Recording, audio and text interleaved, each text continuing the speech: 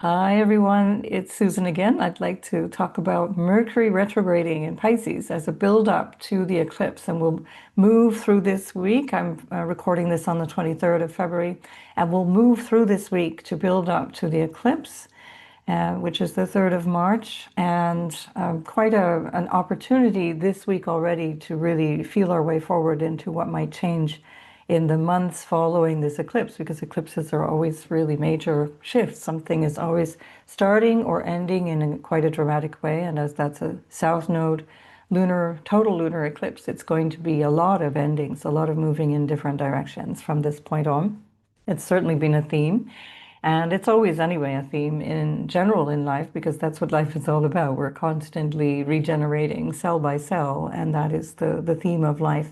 It's only the mind that clings to things. So actually, again, nothing to be afraid of. I hear often people get worried about what's going to happen to me. Well, you're going to change. That's how life goes. So don't freak out. This is what life is all about. We're here to be in an experience of something, not to cling to things that we like, or hold on to things that we don't like and resent and hold on to emotions.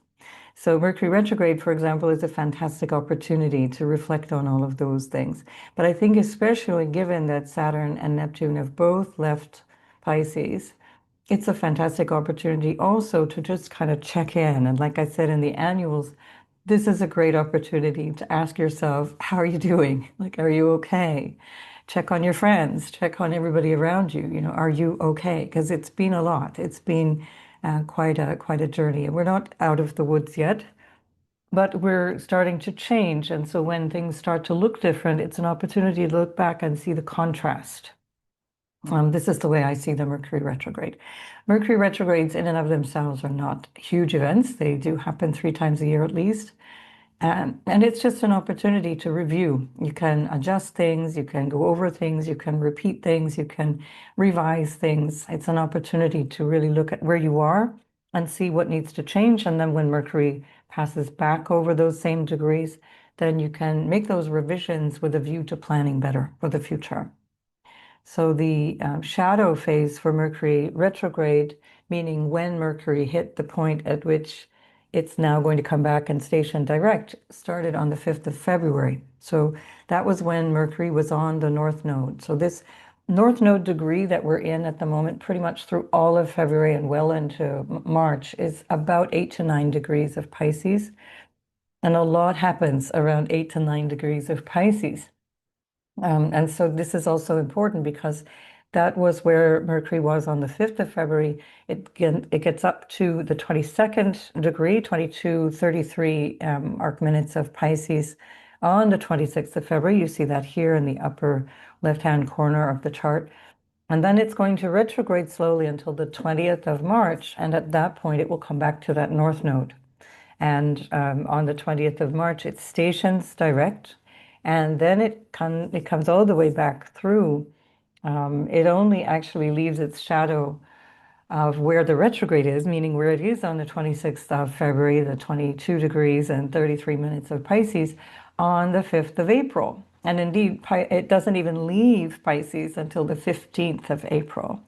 And one of the things I wanted to do in our discussion of today and this week and going forward into the eclipse is to bring back the fixed stars. So I left Altair out of the story because it's no longer in an orb of tight conjunction to Pluto. It's the orb is 2 degrees 10 minutes. So it's just now out of orb. Pluto is moving beyond it. And it will come back into orb later this year when it retrogrades back to 3 degrees. I'll bring it back then, but there's enough to talk about here. So notice that I've got the fixed star Shet here at the end of Pisces. That's the degree of it. Fixed stars, remember, can only be delineated by conjunction, not by squares, oppositions, trines, etc. They are simply conjunctions. And they tend to move so slowly that they appear to be fixed. So the degrees do change, but incredibly slowly over time. And notice that Neptune is still very much in conjunction to this fixed star. And Saturn is still technically in conjunction, but quickly moving away from it. But even at the eclipse, Neptune will still be conjoining Shet, even out of sign. So in Arabian astrology, which is a lot of the fixed stars come from that. They always did out of sign conjunctions. I definitely do. Some astrologers are pretty categorical about it, but I consider that our notion of where something begins and ends is pretty fluid. So to imagine that that barrier is something real, I don't work that way. But every astrologer has their rationale for doing what they do.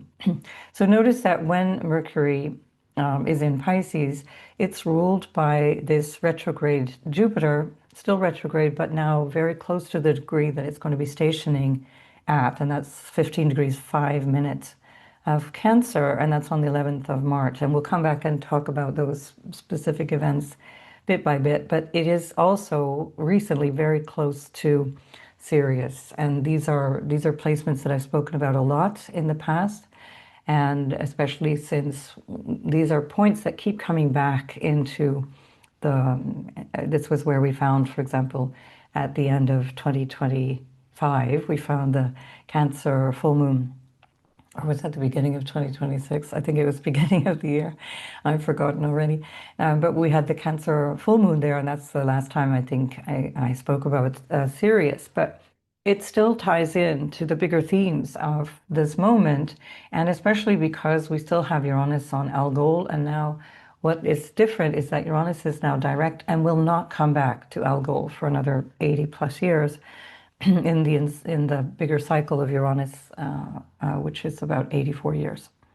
So to tie all of these things together, the fixed star Sirius, where we find the wisdom of Jupiter that is ruling this otherwise debilitated and in fall Mercury retrograde in Pisces, is giving us an opportunity to use our discernment and wisdom even in the face of Algol, which represents chaos, and it can represent things that are a little bit unnerving, destabilizing, or even quite a lot that way.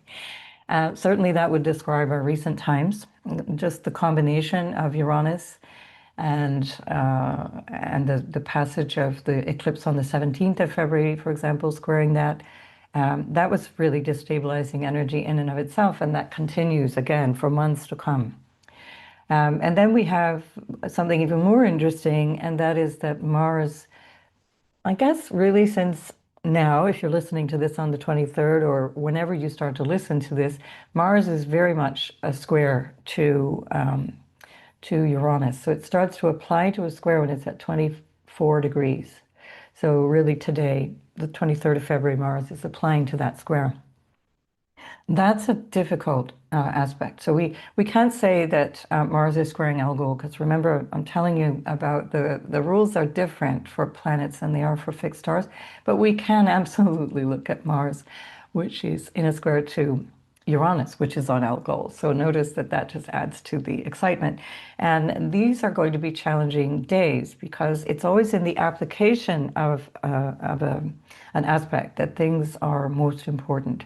So the fact that, for example, Jupiter is backing up, applying to the conjunction with Sirius, it makes that even more precious. And the fact that it's stationing within about a half a degree, just a little more than a half a degree of Sirius is also really important, because we have this opportunity to use that wisdom. It's a highly dignified Jupiter in the sign of its exaltation, and that supports the fact that Mercury itself is not dignified.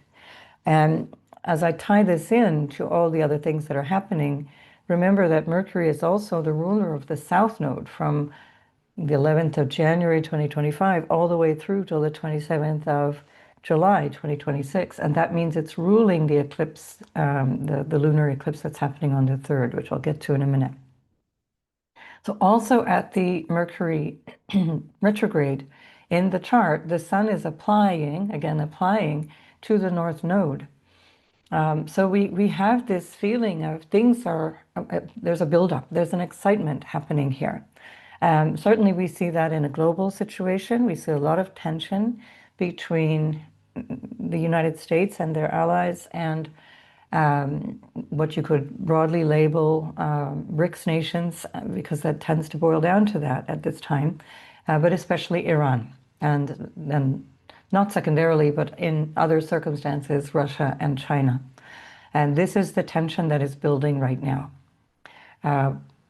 Donald Trump said, or at least claimed, that from Friday last week, he would be giving Iran 10 days to make a decision. They are negotiating constantly now in Geneva. And just as always, the United States is not negotiating in good faith. And so it happened last summer, that when Jupiter, by the way, was roughly at this degree, Jupiter was at this degree last August. And it was just before that there was this 12-day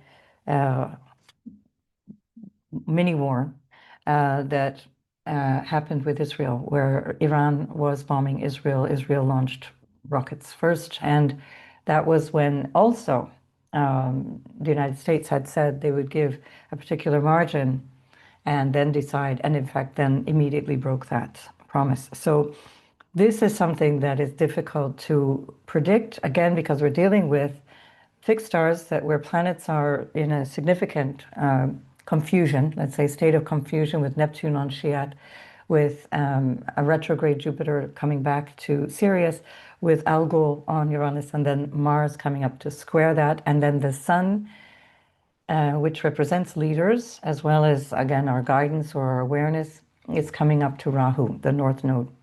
All of these different indicators are telling us a lot about things that are in the midst of change, in a build-up to change that is really difficult to foresee. It's I would hesitate to say that this or that is going to happen.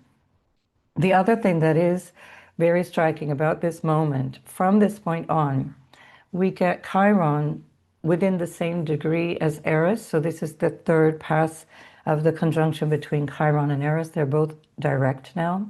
So last May, last October, and now March 19th, Chiron and Eris will be in a perfection of their conjunction, this time direct, which signifies that this is now, we've understood and we're moving on. And I'll get to that when we talk about the eclipse. But just to keep in mind that is the degree of the North Node of the event of the 7th of October 2023. So I'm not going to bring that back in, but just keep that in mind, that this is also going to be something that is going to lead to a resolution and an awareness. Because, as I said, Sirius brings a sense of meaning and order. That Sirius, again, is where Jupiter is conjoining, and where it will stay conjunct through March. And even only start to separate well into April. That's why I say what's going on right now is not going to be fully answered until into the middle of April. And so that Sirius is helpful. But the chaos is real. The chaos is still there. And it might even be in our small little lives where we have a lot of chaos and a sense of what is not clear. And the fact that Mercury is not clear in and of itself in Pisces, it's much more, it deals better with symbolism, with creative influences, with pulling things together in an overall sense of meaning and purpose, and validating systems and things like that. It's not good on the fine details. And remember that Mercury is not out of Pisces until the middle of April. Mercury will be, there's so many things coming up, but I will do separate videos for them. Mercury will be with Mars on the Ides of March, the 15th of March. So there are a lot of things that are happening that suggest that there's going to be confusion, chaos, and a sense of not being able to grasp what's really going on. And so I'm going to repeat what you may have heard me say ad nauseum, which is to hold your judgment and to have a sense that being curious is the better way forward, rather than thinking that you know. And if you hear anyone that says they know, you know that that's not a reliable source, because there's no way to know with this kind of energy. It's just not possible. So avoid things that are going to be categorical, avoid fixing your opinion, avoid jumping to conclusions, which is very, very powerful with this kind of energy. The confusion of Saturn on Neptune, it is dominant. It's Saturn that's ruling this Mars. Mars is ruling this Saturn. even though they're not in a traditional aspect, it's going to be something to pay attention to because they play these roles together, and Mars and Pluto are both it's still very much causing a disruption in the sign of society, Aquarius, on the sign of the future. What does the future hold? Well, who knows? Anybody's guess. And one helpful thing about this particular weekend into the days ahead is that the moon itself is in really good dignity. It's in its own sign. And the moon is often a really important track of what's going on. It tracks the public and the mood of the public. So there seems to be something that is consolidating in this phase. And again, I think that helps to keep in mind that a lot of traffic is going to be passing over Shiat. And again, that notion of Shiat is about what you might call an intellectual collapse, which is could be described by also the Mercury retrograding in Pisces. Not that is not to suggest that there's a stupidity. It's about recognizing that the mind has, like, you know, in the old pinball games, it's like tilt. It's like too much information, too much. I don't get it anymore. And the mind surrenders. It's another Pisces keyword. The mind surrenders to a gnosis. It surrenders to a knowing, to a divine inspiration, a divine awareness of things. And that is what I'm suggesting here would be a good place to kind of hold yourself in a space of, I do not know this on an intellectual level, so I'm going to surrender to learning and listening and hearing and feeling and understanding, which is where Mercury in Pisces excels. So this Mercury retrograde through Pisces, as I said in the annuals, if I didn't just mention it, I meant to mention it. You can still get the annuals, check underneath this video, because they hold such a wealth of information for now, but all through the whole year, and that you get in one go, so you can anticipate things instead of waiting video for video, to understand the things that are happening. But what I was saying about this particular, the very first Mercury retrograde of the year, all of which are in water signs, all of which will ask us to tap into our emotional nature, into our instinctive nature as the year goes on. Mercury in Pisces is asking us, you know, really check in. Are you okay after this very confusing, very challenging era of Saturn, Neptune in Pisces, and especially combining that with the North Node since the very beginning of 2025, since the 11th of January 2025. So there's still a lot of churning and confusion, but it's a good time to use that Mercury retrograde right now to just really see, how am I doing? Am I, you know, especially as Jupiter is in Cancer, now the moon is in Cancer, am I caring for myself? Am I looking after my emotional nature? Am I looking after my sense of security? That's the Cancer aspect of this. Am I looking after my people without getting carried away, without getting into freak out mode, without causing disruption for those around me? So this is where we use that wisdom that Shiat can bring each time something is coming over that 29-degree point of Pisces, and even again a degree before and after. It's 2 degrees 10 minutes for the actual conjunction. We have a lot to work with here. So there's a lot that can be understood as we go through this few weeks, really, between now, as I speak to you, and the middle of April, that ties in with these eclipses. And that's why there's such an immense instability, because eclipse seasons are always unstable. Things change really rapidly, and all the more so because Uranus has been so implicated in these eclipse cycles as well. This is the sign of our times. The instability brings the new thing. So don't let yourself get carried away. This is that, you know, if we're looking at that from the point of view of Mercury in Pisces retrograding, and all of the planets that are going to be combining first in Pisces, then in Aries, we're looking at the dissolution of Pisces, the ending, the letting go, the releasing, and then the rebuilding in Aries as the weeks go by.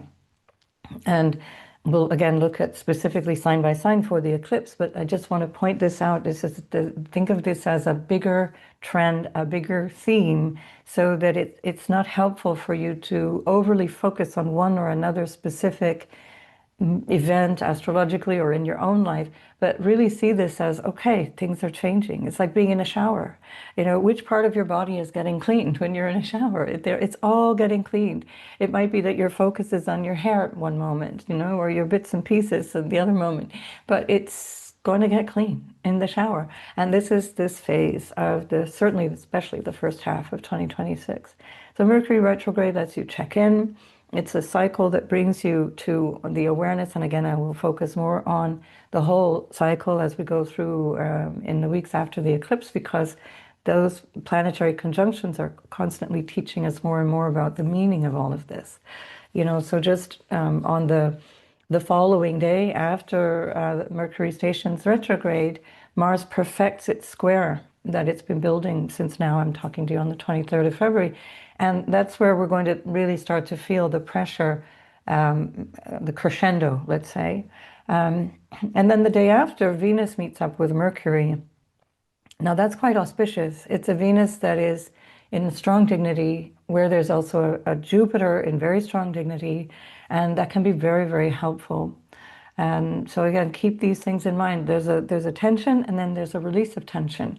There's a confusion, then there's a solution to the confusion. There's an understanding.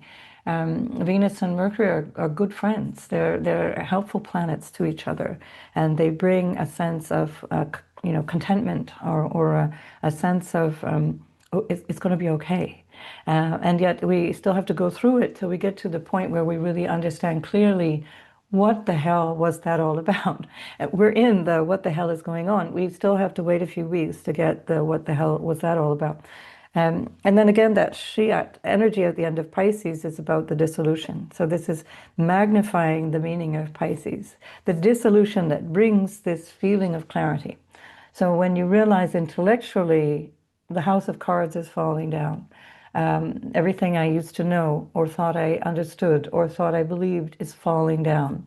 Everything that was what I thought could be relied on or what I thought was true, falling away. And one of the significators I give to the Neptune and Saturn conjunction, for example, and I did this when we talked about that with Anne Barr, who's coming up in a day or two to talk about things again with me. Astrologer Anne Barr and I were talking about the Saturn-Neptune, and one of the things I said is there's this dissolution of all that was glamorous and glitzy that was in Pisces. Neptune in Pisces. Hollywood had died 1,000 deaths when Neptune was in Pisces. That's when there were so many revelations about the bigger story of the PDF files. And somebody asked in the comments, what does that mean? And the thing is, it's about abusing children. And if the actual word is used, then YouTube, one of the reasons they don't monetize is because of the restriction of freedom of speech on this platform, inter alia.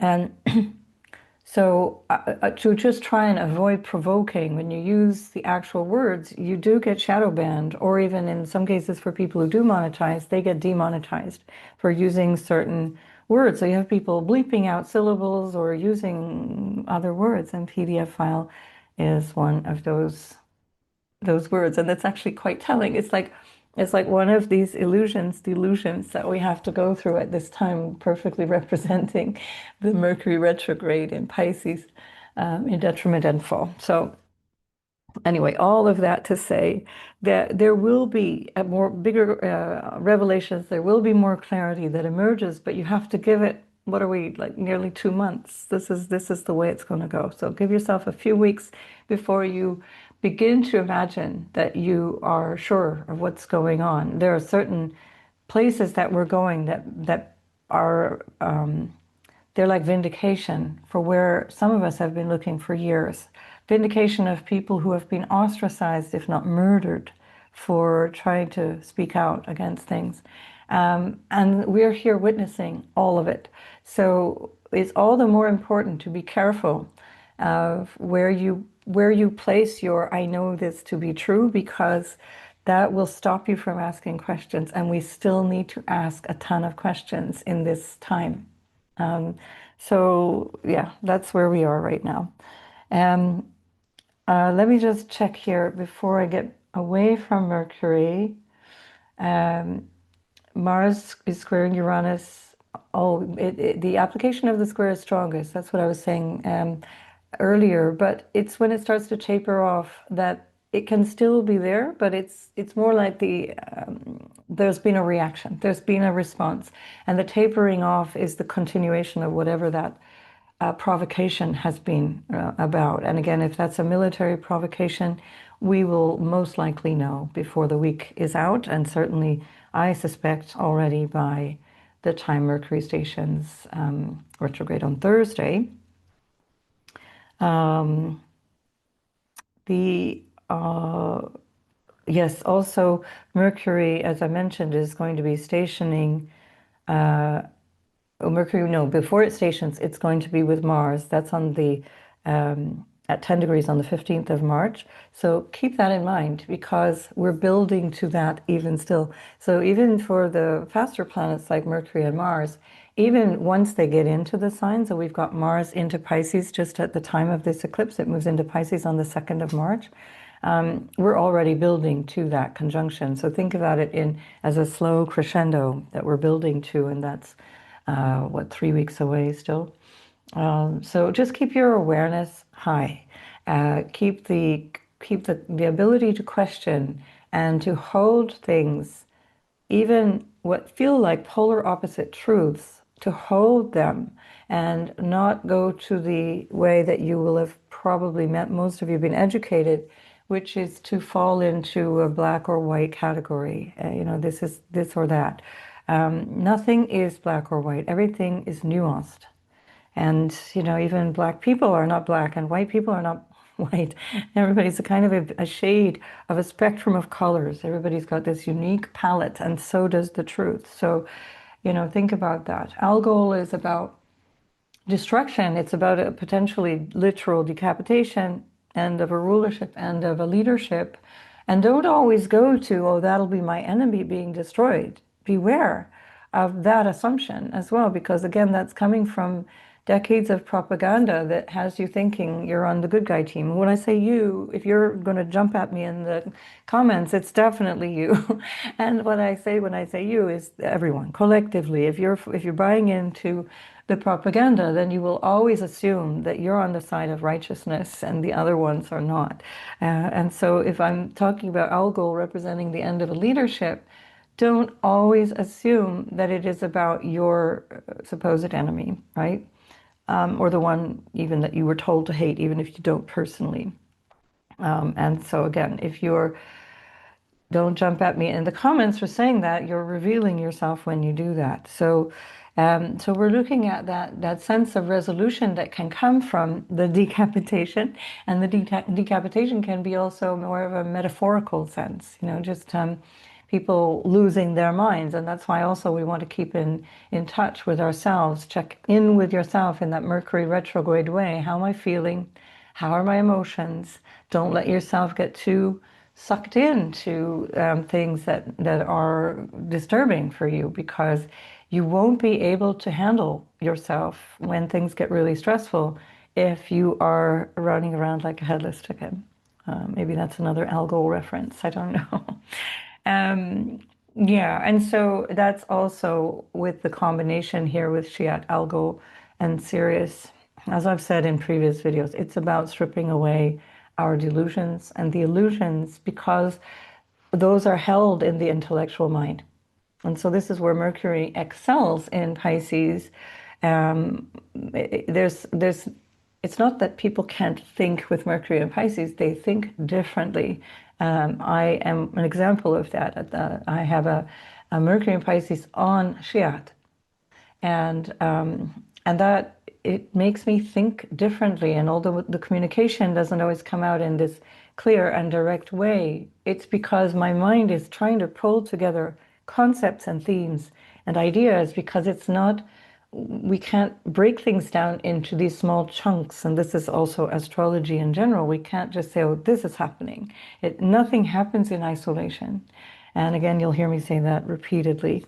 But it's the truth. And this is what Shiat and Algol and Sirius are trying to point to. It's you drop away from the over intellectual, perhaps Gemini Virgo way of looking at things and archetypally, and you discover the bigger picture, which is actually beyond the limited mental agitations, the fluctuations of the mind, as Patanjali would call them, the chitta vrittis.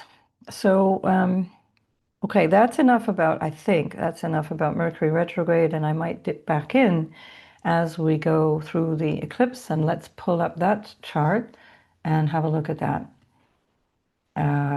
Wait, I'll just do it this way. Okay, so here we have a blood moon. The blood moon is because this is a total lunar eclipse.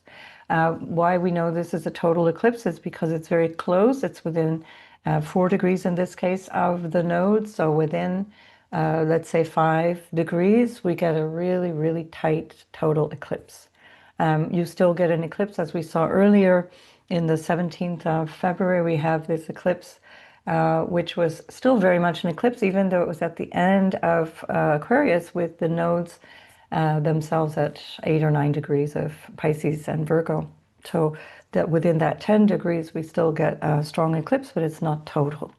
So when we have a total eclipse, that's also a little bit more powerful in terms of the symbolism, in terms of the visibility. Also, it's more striking, it's more special to look at, lasts longer as well. But also, there's an aspect of this that is the astrologically more powerful. So we're looking at the themes of Virgo and Pisces overall because we can't separate out the nodal axis. The nodes always operate as a pair.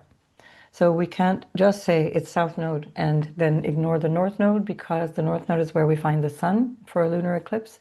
A lunation is either sun and moon conjoining, which is the new moon, or it's the sun and moon in opposition, which is the full moon. And here we have the opposition, and that is at the polar ends of the Rahu-Ketu axis, the north node and south node axis.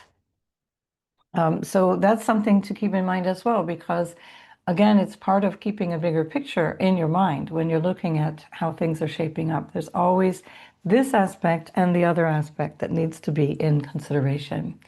And here, when we have a moon on the south node in a natal chart, it's one of the most difficult aspects. The moon on the nodes is challenging. The sun on the north node is very challenging as well.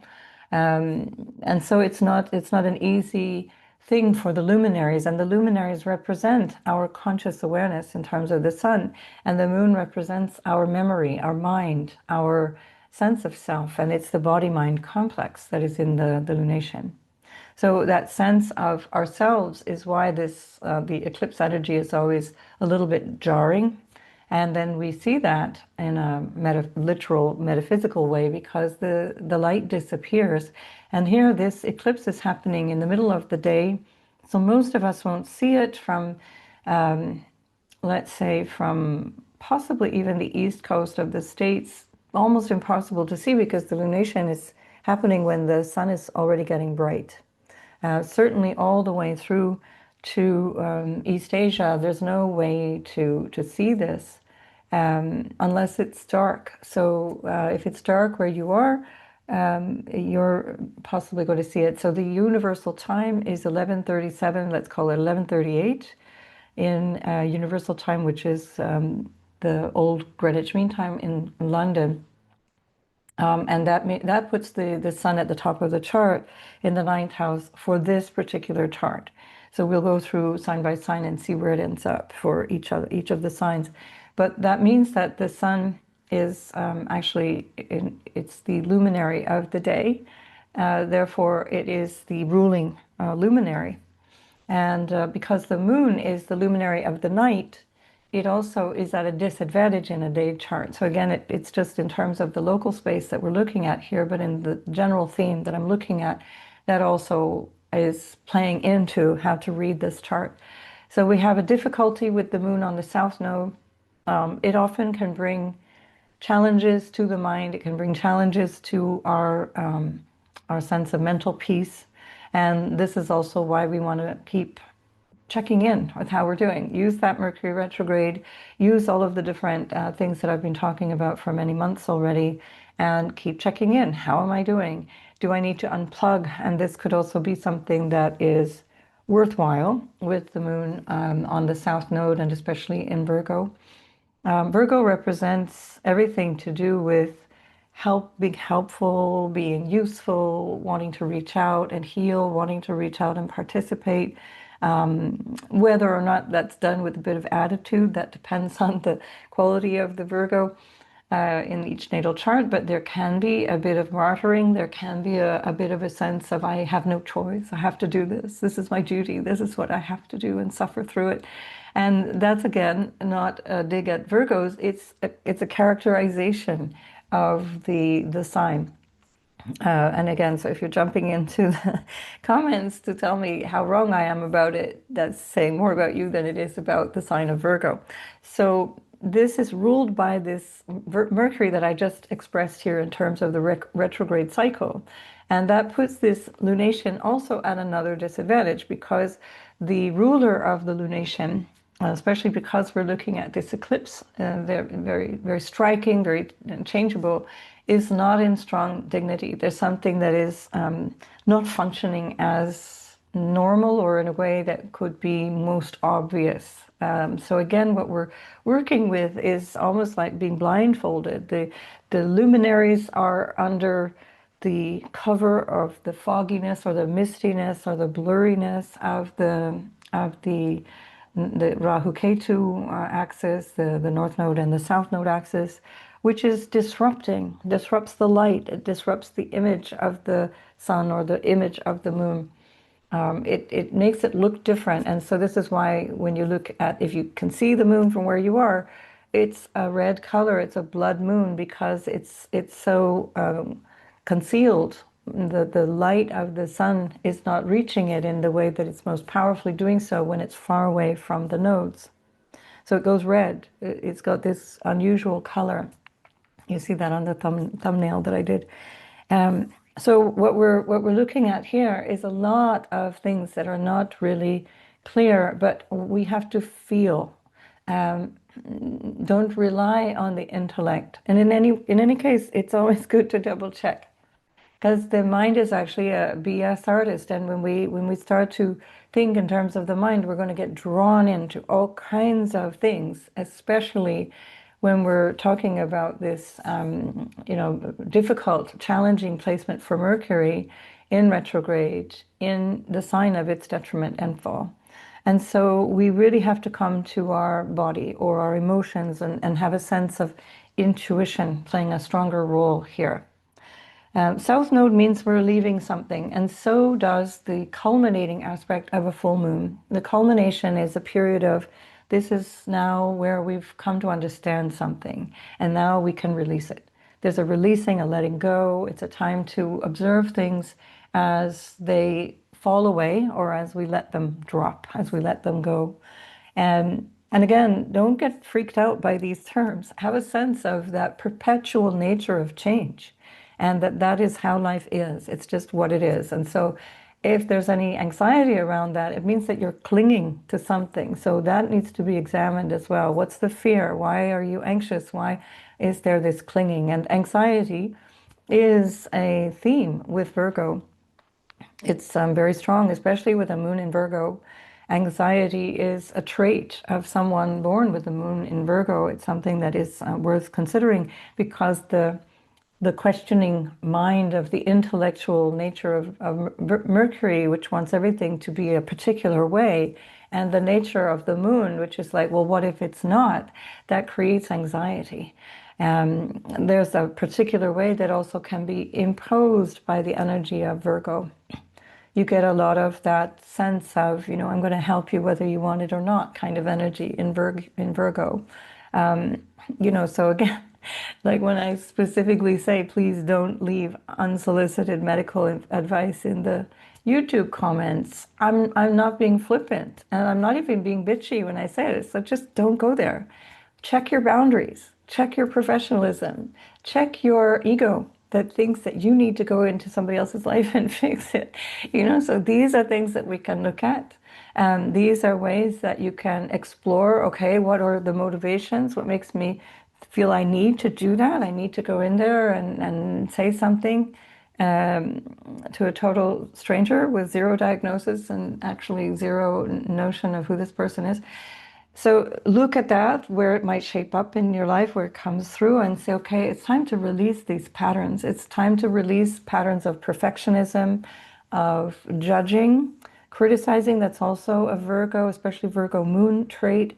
Often that is linked to parenting. It's linked often, especially with the moon in Virgo in a natal chart, to the relationship with the mother or the attitude of the mother. That's something that can be examined at this time. If you have this, this is even more so. If this is coming through the 12th to 13th degree, even if you give it really, let's call it, we can call it 10 degrees right through to, oh gosh, you know what? We really need to extend this. We're going to go maybe 7 degrees. Whether we're talking Pisces or Virgo, but especially Virgo, 7 degrees right through to, I don't know, 14 degrees. You will be really feeling this energy very powerfully. So something to notice in your own life or in the way that you might create your own anxiety. Check that. Again, listening to the introduction where you can explore where there's this need to know something, have an opinion, need to wrestle it to the ground and know this is the thing, this is what's going to be, this is what's true about that situation. And being in this kind of free space of not knowing is actually much more intuitive, and that will help you listen. This is another part of communication, especially with reference to Virgo. The listening part needs to be trained a little bit with Virgo, because there's often this desire for the answer to be there. I want to give the answer. So I'm not listening to other people's opinions. I'll give the answer first. Now, obviously, I'm talking about characteristics. These are the archetypes of Virgo. This is not describing you, as I said. This is something to question. And we all have Virgo in the chart somewhere. The Virgo is there somewhere in the chart. Where can I take things in? Where can I sit with them? Where can I let them kind of seep in and learn from that, and then see how the next element changes and the next thing and the next thing, bringing little pieces of information until I feel the clarity that is in my body, until I feel the knowing that is in my body.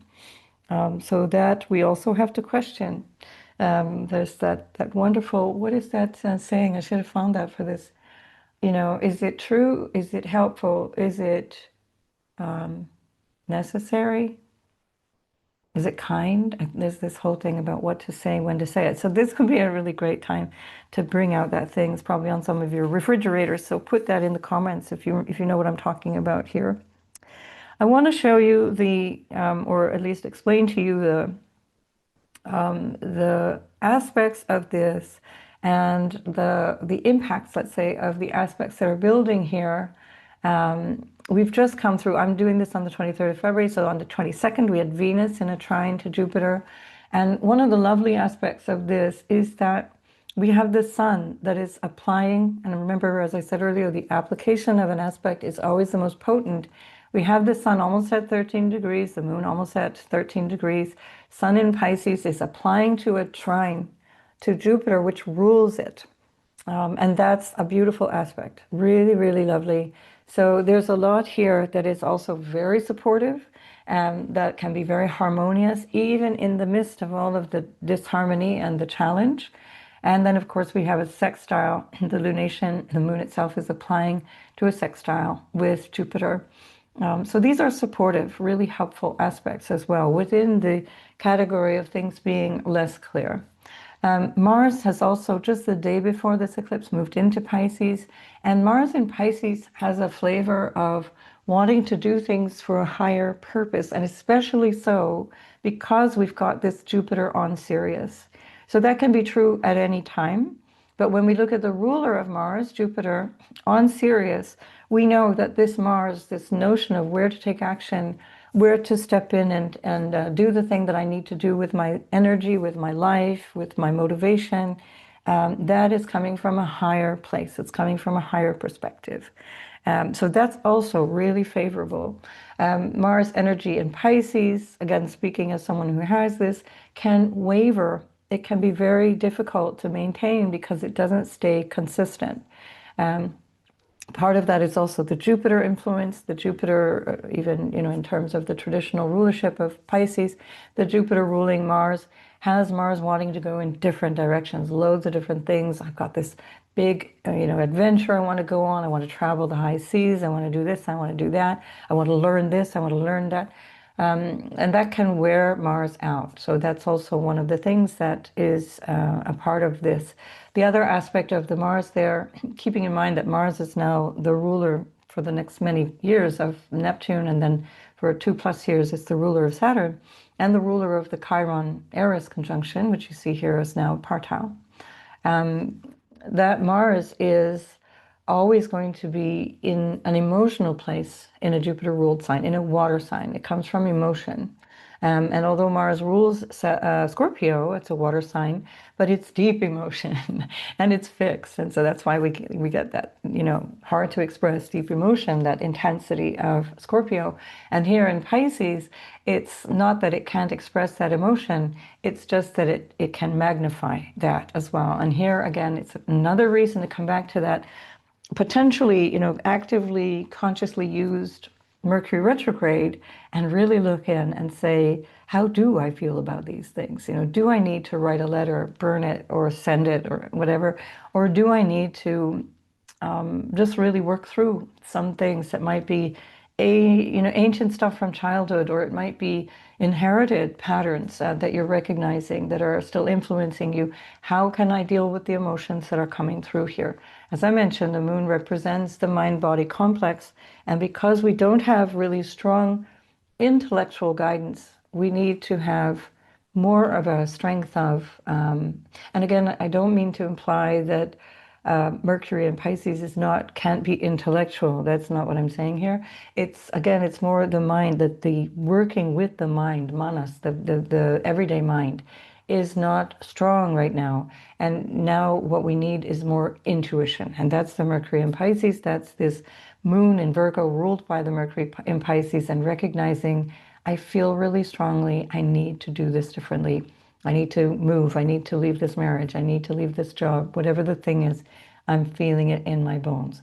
And notice that if the mind keeps overriding, but the body is telling you something else, you will keep chasing the problem without receiving the answer. So let yourself receive answers, and then you'll find that as you go forward in time, you can get the energy where just the timing is perfect to respond. And then that's when I'm going to come in later and show you when Mars hits the North Node and when Mercury hits Mars and then the North Node again, as it stations direct, which is on the 23rd. No, on the 20th of March.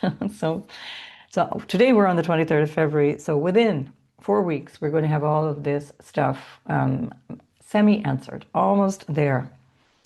What else have we got? So we have, I think we're going to just say that's it for this eclipse overall, and then I'm going to just give you the dates of the lunar family that this belongs to. So although it's an eclipse, I don't do the Saros cycles, not that I think they're not valuable, but I find that it's more actionable, more practical to actually look at the lunar families.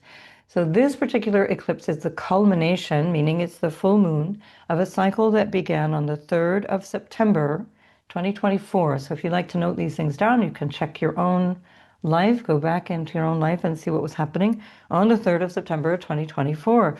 And that was the new moon that happened at 11 degrees and 4 minutes of Virgo. Okay, so that can be a good place to check back in. The first quarter square of that lunation was on the 3rd of June 2025. So 3rd of June 2025, we had the first quarter moon, which is at 12:50 of Virgo, 12 degrees and 50 arc minutes, almost exactly to the degree of this particular lunation. Then we have our eclipse, which is the 3rd of March, which is the one we're talking about here, and that's at 12 degrees 53 arc minutes of Virgo. And then we have, and so that's the full moon phase of that cycle. And then we have the third quarter phase, the final quarter moon phase, which is on the 1st of December, later this year on the 2026th. And that's at 9 degrees and 3 arc minutes of Virgo. Notice they go retrograde, they go in the retrogression through the cycles. Then that ends up culminating and goes into another new moon phase on the 31st of August of 2027. And that's where we're going to have a new moon in Virgo at 18 degrees and 6 minutes. Sorry, 8 degrees, not 18. I'm getting a little tired, I can see. 8 degrees and 6 minutes. So that's interesting because that's on the degree of the nodal axis here. So that will be a lunation, the new moon that ends this particular cycle that started on the 3rd of September 2024, and it goes into a whole new cycle from that point. So from the 31st of August 2027. Right, so take a look at all of that. I think I'm just going to check my notes to see that I've got, yeah, and I will come back to talk about all of these other things, because although we have these lunar families, which are like gestation periods, you'll notice it's like 9 months between each of the events. We've got from the new moon to the full moon, it's 18 months. Then from the full moon back to the next new moon, it's another 18 months. So these are interesting phases to examine in the degree point of the lunations. And the sign-based elements we can see also as they come forward with the, there'll be a new moon, for example, in the end of the summer or the end of August for Virgo. But before we get there, we also have a new moon. So here we have the full moon in Virgo, but we also have the new moon in Pisces, and that's going to be at 28 degrees Pisces. So that's going to happen on the 18th of March, and I will come back before then and share all of the developments that are coming up, because that week alone of that new moon is going to be really significant. And again, it ties into everything that I said is building up right now. So lots to play with, and that's also why it's really, really good right now to just sit back and say, what the heck is going on and how am I feeling? And especially with the South Node lunation, simplifying, unplugging, looking away from things that stress you, or people, even ideas that are in your own head. You can really say to yourself, that's a thought. That's not, if you are able to observe that thought, if you recognize, oh, I'm thinking about whatever, you have a you and you have a thought. And so there's an aspect of yourself that is the witness to the thought. That is the place to put your attention. That's the place to bring your awareness, not on the thought. Leave the thought. It's, as they say in the tradition, it's like bubbles or foam on water. The thought just disappears, gone. Our dreams, our thoughts, they're all the same thing. They're not real. There's no reality until we start to act upon them. And that action requires wisdom. So sit with it, see what comes through, and then all of the wisdom that you glean by just holding that thought really lightly at a distance is where you then take action later on. I think I've covered all the bits that I wanted to cover, and we will go now sign by sign. So we're going to go hour by hour. We're going to lose the lunation. And for those of you who want to point out that this is the wrong degree, notice that I'm turning the wheel and we're putting Aries on the ascendant. So that changes the degree. So here, Aries, I'm not going to talk about all the stuff that's going on in your sign. It's just not possible. So we have to ignore some of these things. But what we can't ignore is that this is this lunation, the eclipse is happening in your 6th house of health, your everyday. It's bringing you a lot of awareness around what needs to change.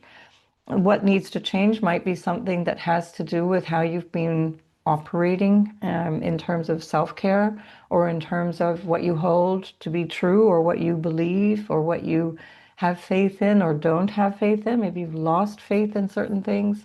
It's your 12th house, which is where we find the sun, and your ruler is now there. So this can be a great time to excavate stuff from the unconscious or from inherited family traits, because Mars also rules your 8th house of the sort of things that patterns that you inherit that can be psychologically as well. And there's a big emphasis on that 12th house awareness, a 12th house sense of perhaps your own, what you might call self-sabotage or your self-undoing, things that might feel that they're hard to grasp at this point. So again, all the more reason to give it some time. When Mars comes into your first house in April, it's house of self, whether you're sun, moon, or ascendant, it's the first house related to that. And so that will make that easier. This whole journey will be easier come April for all Aries when your ruler comes into its home. But just reflect on things that might be undermining your joy at work, where you feel like maybe your everyday life is just too much, or it's not enough and you want to add something. It doesn't mean that what is happening necessarily needs to be let go in the sense of I have to stop doing what I'm doing. Maybe it's like I realize now I need to add more. I'm not doing what I want, and I'm not feeling fulfilled. So I want to have more going on in my life. Now, with Saturn Neptune in your first house, you'll want to take responsibility for whatever you're adding in. Don't jump in just because there's a mood. So again, as I'm saying here, we're going to be moody. We're going to have a lot of feelings, a lot of things that feel really hard to pin down. So let things go for a little bit and let the eclipse reveal things to you. Good time to practice observing, listening, freeing yourself up, and freeing especially from the sense of needing to take action now. There's this great phrase that I use when people have intense things going on in their 6th house, especially natally, which is to ask the question, do I need to do this now? Do I need to do this now? Do I need to do this now? Do I need to do this now? And do I need to do this now? You have to answer affirmatively to all of those questions, and this could be something to put on your fridge for the let's say for the duration until your birthday comes. I think, or even your birthday season. Even most of April is going to be a bit worthy of asking that question. All right, so make the most of this. It's a great opportunity to reflect deeply so that when it comes time for your season to come, which is, just after that Pisces new moon, when we get the equinox coming on the 20th of March, that's the time then you'll feel like, okay, now I know what to do. This is the action that needs to be taken. Doesn't mean you sit around doing nothing beforehand, but if there's any doubt, if there's a feeling like your mind, body, and heart are not in alignment, just slow it down and don't take action. All right, so make the most of this, Aries. I'll see you in the next video. Taurus, Sun, Moon, and Ascendant. Your ruler is in really strong dignity at the time of this eclipse.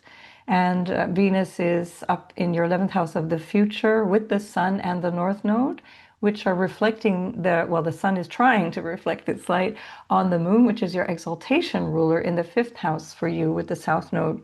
So 5th house can represent things to do with children, your creative projects, your desire for children, even if they're not there yet, or any things around children, and also everything to do with what how you identify with your creative self, how you express yourself. Do you dance? Do you paint? Do you sing? What is the thing? How do you express it? How do you reach out into the world? And one of the reasons that Taurus can feel a little bit kind of hemmed in or conservative around certain things is because we've got this earth sign Virgo a little uptight potentially on the 5th house of self-expression. Now that's another story, and come and learn with me if you want to learn more about understanding those things. But what we want to understand with the South Node moon in your 5th house is that there's an aspect of your self that needs to be shed, or that would be helpful to shed at this time, that might come with a mental attitude, or it might come with an element of anxiety. that might come with a feeling of holding yourself back. Now, with all of this energy in the 11th house, we want to look at where it is that I'm holding myself back, or where it is that I'm maybe drawing on, you know, the expression, resting on my laurels. And where I need to actually also consider, well, I need to maybe add a little bit more to get to where I want to go, which is where we find all of this activity in your 11th house. It's your future, your vision, all the things that you want to build. So this recognition that you might be the obstacle that is holding you back, or that you're kind of playing it safe in some way, this is worthy of reflection and letting that go, letting go of attitudes, letting go of things that are holding you in a position of less than, especially as you've got that Uranus-Algol conjunction in the first house. It's just before this eclipse and the days building up, Mars was squaring that. You might have already felt this pressure for change, and then it becomes easier as the eclipse passes to just say, yeah, that's done. We're moving on here. This was the inspiration given by the square from Mars into your first house where Uranus is, and then you realize, yeah, I get it now. New ideas are abounding for you in March because Jupiter is going to station direct. And again, check in with the introduction. I will come back and talk about that, by the way, separately. But that is what's ruling this 11th house. So Mercury is giving you an opportunity to reflect and think deeper, think back on, you know, the different goals that you might have had and how that might need to change, or the things that you aren't giving enough to, and how you need to use that Mars now in the 11th house and push a little bit more in the area of what you see your future as, or how you see your participation in society or friendships, and how to work with that. If this is about a love interest, it can also be about that. It can also be about something to do with recognizing where you need to ask for more, so that if you want to see a more vibrant future, you need to be perhaps less guided by insecurity, because that also is a Taurus trait, less guided by fear and worry, and more trusting. And of course, obviously trusting of the right person, but in a general sense, maybe it would be a good idea to look at whether you are able to trust the universe and get good results from that too. So trusting here also can represent your intuition and intellect. The fifth house is also trinal to you, so very supportive. So you can, fifth house is where we look for the intellect in a chart. So the communication and the chatter and the mind and so on can be the third house too, but the intellect and what you've come in with, the things that you've inherited in terms of awareness, knowledge, and so on, we would look to the fifth house for that. And so maybe you're able to draw on some of that, especially as the moon is your exaltation ruler. So your actual ruler is very happy at this time, exalted in Pisces. 11th house is a wonderful place also for that, very social. Venus loves to be in the 11th house. And the difficulty here is the lunation that is not in good dignity, that is challenged in so many ways, as a luminary, challenged by the rulership and so on. So if you are feeling a little bit flat, or you're feeling like something's missing, give it some time and allow more information to filter in. Don't trust your mind. With the Jupiter in the third house, it's a really opportune time also to use your sense of drive and willpower through the month of March and into April, where you really start to pick up that energy. I think that's it. Oh, Mars is also the ruler of your relationships now in the 11th house. If you're single, because of the lunation there, you might be recognizing, okay, enough is enough. I need some romantic situation in my life, or I want a more, supportive partnership or something. I'm done with this way of being in love and romance and so on. And Mars in the 11th might actually help you meet somebody through friends, or through a group that you participate in, or through something that is coming from a friend, that says, hey, I know this guy, or look, you've got to meet my brother, for example. All right, and yeah, siblings as well. Maybe you're meeting them through your brother. You have Jupiter in the third ruling the 11th, so there is something actually relatively favorable going on with an elder sibling, if that's the case, or with siblings in general because of that Jupiter. All right. Again, would need to see your natal chart to be sure of that. All right, Taurus, Sun, Moon, and Ascendant. I'll see you in the next video. Mercury, your ruler, is retrograde at this time of the eclipse, and it's ruling the eclipse itself. So you have Mercury ruling your fourth house, which is Virgo for you, and it's four whole sign houses away from Gemini, and it's a bit challenged. So maybe there's something here that you're recognizing about your home, family, your lineage, your sense of security, meaning emotional, psychological, etc., and things that you want to maybe do differently around this, or that you need to shed, you need to let go of.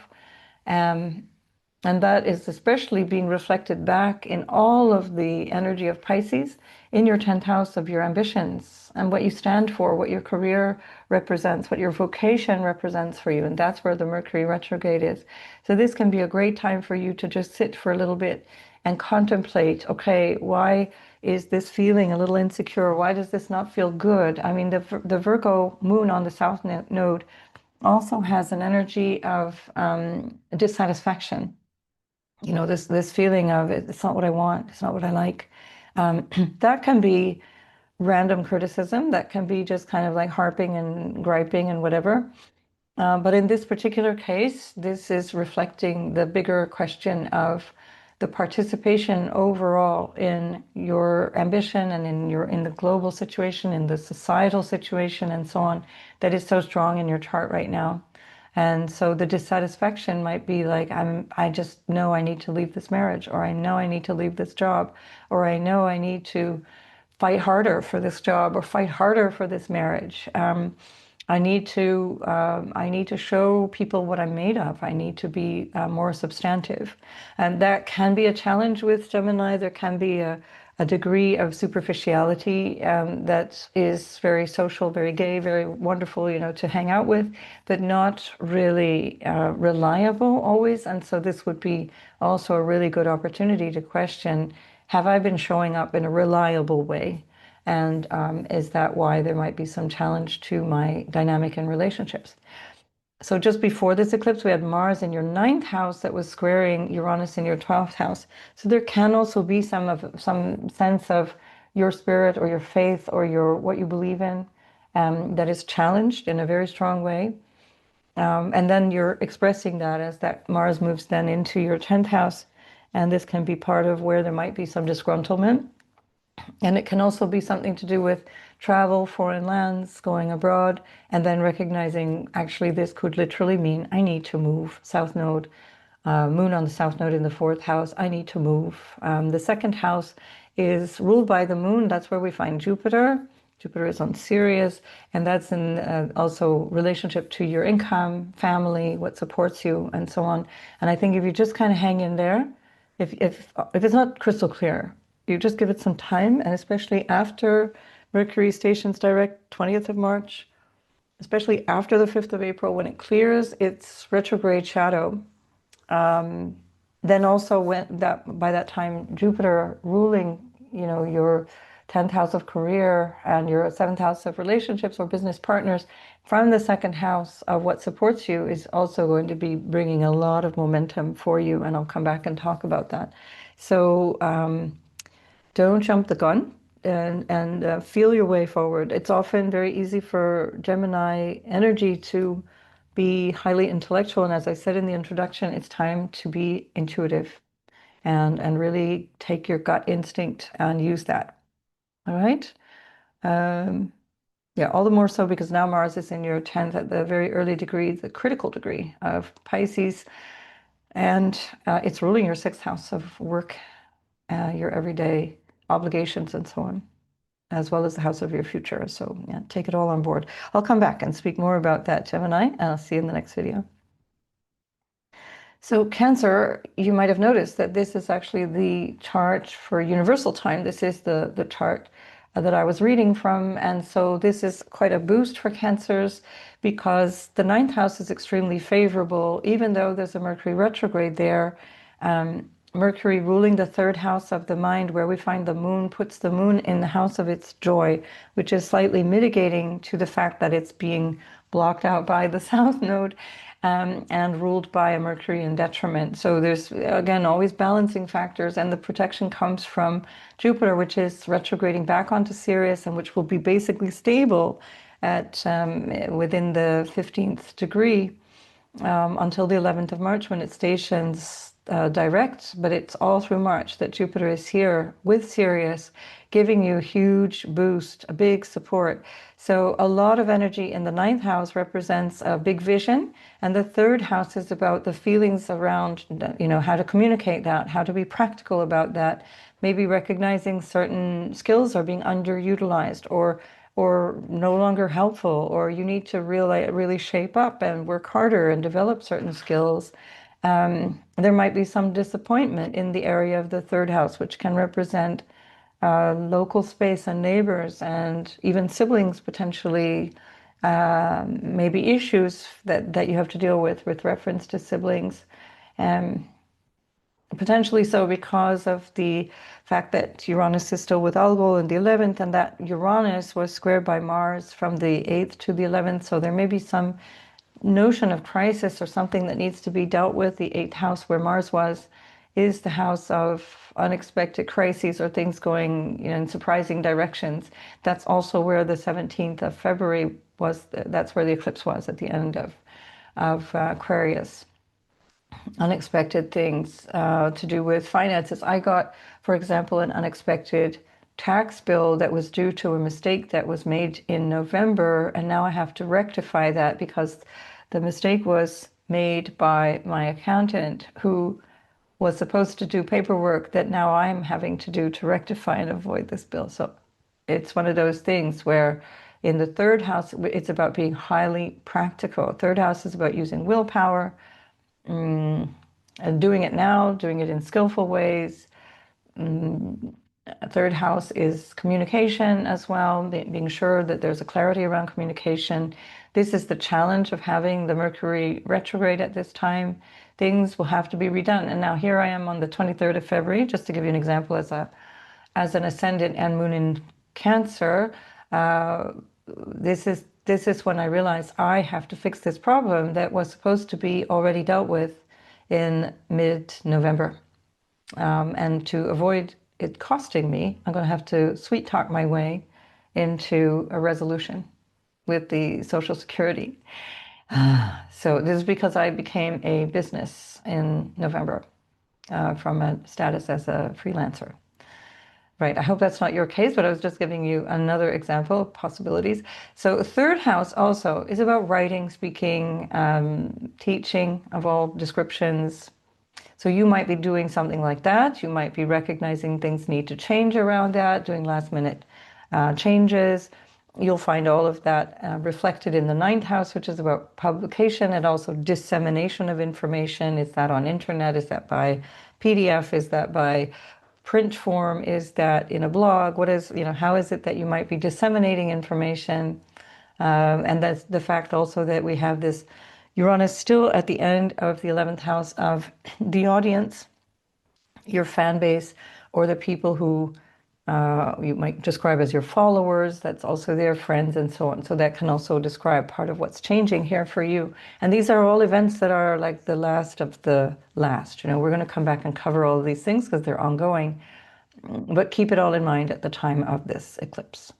Now, the moon is the ruler of Cancer, so anytime there's a lunation, anytime especially there's an eclipse, it will be felt in a way that's probably more personal. This is a sextile to your sign, so the lunation is happening in sextile, and there's a trine from the ninth house, which is the house of good fortune, and by the way, also the joy of the sun. So when the sun is in the ninth house for Cancer, in Pisces for Cancer, it's in its joy, and these augment the energy of the sun. It really brings a lot of blessings to a house that is already blessed. So it looks like whatever this is, and I'm counting on that for my Social Security bill, whatever this is, it looks like there's an element of protection, but that things may not be resolved or understood or clarified for another 3, 4 weeks, or even up to six, no, yeah, almost 6 weeks from now. What else does Cancer need to know? Yeah, so again, Mars now is in that ninth house at the time of this eclipse and for the next 6 weeks after. And that will also be a lot of motivation to broaden your horizons, broaden your vision, broaden your sense of what to act upon in a way that means something to you. And again, we'll revise that because there's a lot going on in the weeks ahead that concerns your ninth house for Cancer, Sun, Moon, and Ascendant. So overall, really helpful, useful, practical. Notice, especially for Cancer, that this can be emotional. As I said in the introduction, think about the Mars in Pisces as also potentially emotional. The Mercury in a water sign also reflecting on all of that as well. So look at that. How do I feel? How's my body? How's my health? How's my mental health? How am I doing? Do I need to unplug? Am I feeling anxious? All of these different things will affect Cancer especially. But it is all really supportive energy. So I don't really worry about it. Again, depending on your natal chart, but I think it's looking pretty good for Cancer, Sun, Moon, and Ascendant. Right, make the most of it, and I'll see you in the next video. Leo, Sun, Moon, and Ascendant, you have the Sun at the time of this eclipse in the 8th house, which is tricky. It's obscured also by the North Node. There's an interference, let's say, when the nodal axis comes very close to the Sun and the Moon, and the lunation itself, which is where we find this total eclipse, is happening in your 2nd house. That can reference your support network in terms of the family, or things that support you perhaps financially as well, because Mercury is also ruling the 2nd as well as the 11th house, which is another money house. And Mercury is retrograde at the time of this eclipse. That's part of its cycle with your ruler. By the way, the retrograde cycle is always a part of the cycle with the Sun. And so here Mercury is backing in to its conjunction with the Sun. So it's going to come back into the heart of the Sun just days after this eclipse. And so this is part of your energy too with Mercury, thinking about these things that are in the 8th house, which is what you share with others in terms of finances, or what you get from others, what you receive from others, how supportive things are coming through others, and what you give, or what you have to make use of in the 2nd house, which is where the lunation is. And again, there might be some insecurity around finances, or something that you need to negotiate, things that you might need to deal with in terms of a partnership or a marriage, spousal relationship, a contract relationship with a business partner. This is the money that you receive. The 8th house is what you receive from clients as well. So things are definitely changing there in all those relationship dynamics because of that Pluto ingress anyway. And also just prior to the eclipse, as you saw if you watched the introduction to this video, there was also the Mars squaring Uranus from your 7th house of relationships to your 10th house of career, ambition, what it is that you want to achieve, how you want to reach out into the world and into your life. So there's a lot that's been changing there. And that has been ongoing. It's just that it perfected. And that perfection was on the 27th of March. Pardon me, 27th of February. So it's still in application, but it's a separating square now. It's things have been understood. Whatever the action was, it's understood. Now it's really helpful to take a moment to reflect on things. How do I feel about this? How do I feel about myself as well? This is also the 2nd house.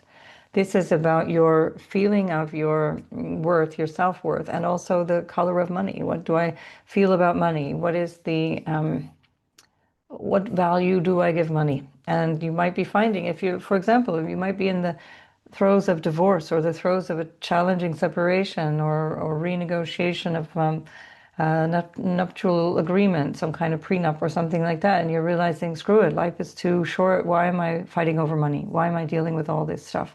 Having said that, don't walk away from money that should be on the table for you. I'm just saying that this can be a change of attitude that is possible. This is not financial advice. Don't take financial advice from your average Pisces ever, and certainly not this one. So This is something to reflect on in terms of your value versus the value you give objects or the value you give things. The value that you perceive is coming from other people is a part of this, and the awareness around that is in the second house. Things to do with your family overall, your role in the family. Second house is the family and how they support you or how you've been dealing with them. Think about all of those different things, because there's a whole lot that is there that is being reflected. And also listen to the lunation cycle where you get those dates and see how things might line up with this particular cycle, this particular energy.